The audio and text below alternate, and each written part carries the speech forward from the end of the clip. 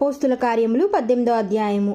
అటు తరువాత పౌలు ఏథెన్సు నుండి బయలుదేరి కొరింథీకు వచ్చి పొంతు వంశస్థుడైన అకులా అను ఒక యూదుని అతని భార్య అయిన ప్రిస్కిల్లాను కనుగొని వారి యొద్దకు వెళ్ళెను.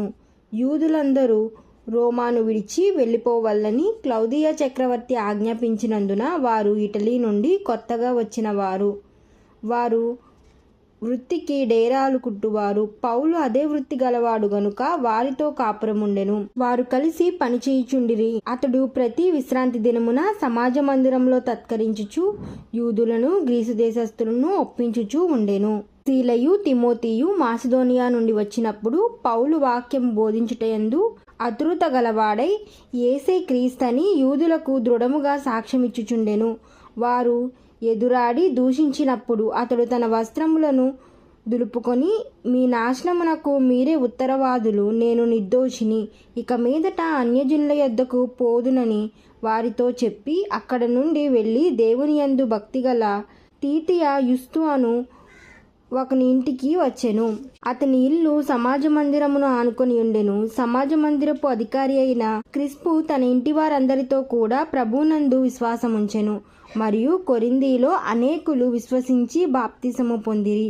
రాత్రివేళ దర్శనమందు ప్రభువు, నీవు భయపడక మాట్లాడుము, మౌనముగా ఉండకుము, నేను నీకు తోడయున్నాను, నీకు హాని చేయుటకు నీ మీదకి ఎవడునూ రాడు, ఈ పట్నంలో నాకు బహుజనమున్నదని పౌలుతో చెప్పగా అతడు వారి మధ్య దేవుని వాక్యము బోధించుచు 1 సంవత్సరము మీద 6 నెలలు అక్కడ నివసించెను.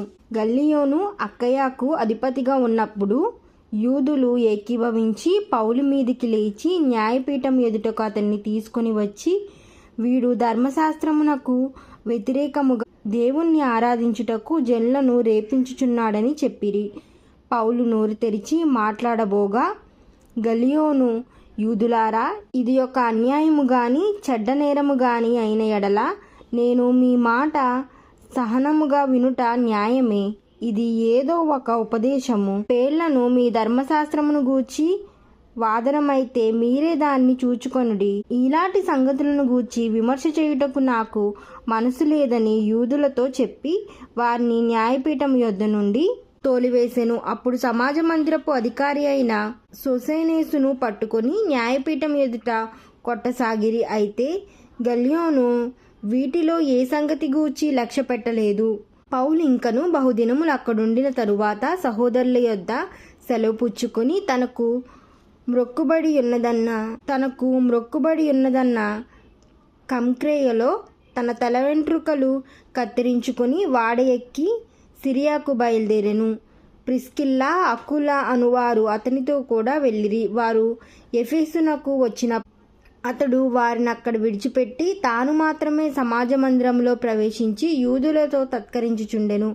వారింకను కొంతకాలం ఉండమని అతన్ని వేడుకొనగా అతడు ఒప్పక, దేవుని చిత్తమైతే మీ యొద్దకు తిరిగి వత్తునని చెప్పి వారి యొద్ద సెలవు పుచ్చుకుని వాడ ఎక్కి ఎఫెసు నుండి బయలుదేరెను. తరువాత కైసరియా రేవున దిగి యెరూషలేమునకు వెళ్ళి సంఘపు వారిని కుశలమడిగి అంతియోక్యకు వచ్చెను.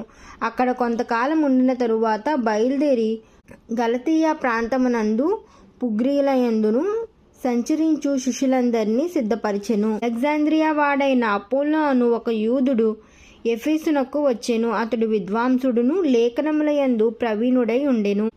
అతడు ప్రభు మార్గము విషయమై ఉపదేశము పొంది తన ఆత్మయందు తీవ్రపడి యోహాను బాప్తిసము మాత్రమే తెలుసుకొనిన వాడై యేసును గూర్చిన సంగతులు వివరముగా చెప్పి బోధించుచు సమాజ మందిరములో ధైర్యముగా మాట్లాడనారంభించెను.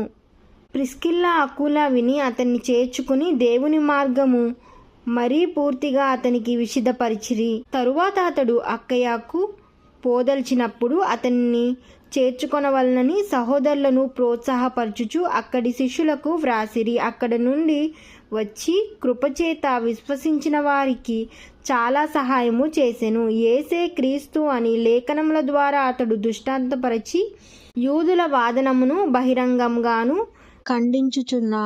ఖండించుచు వచ్చెను. ఆమేన్.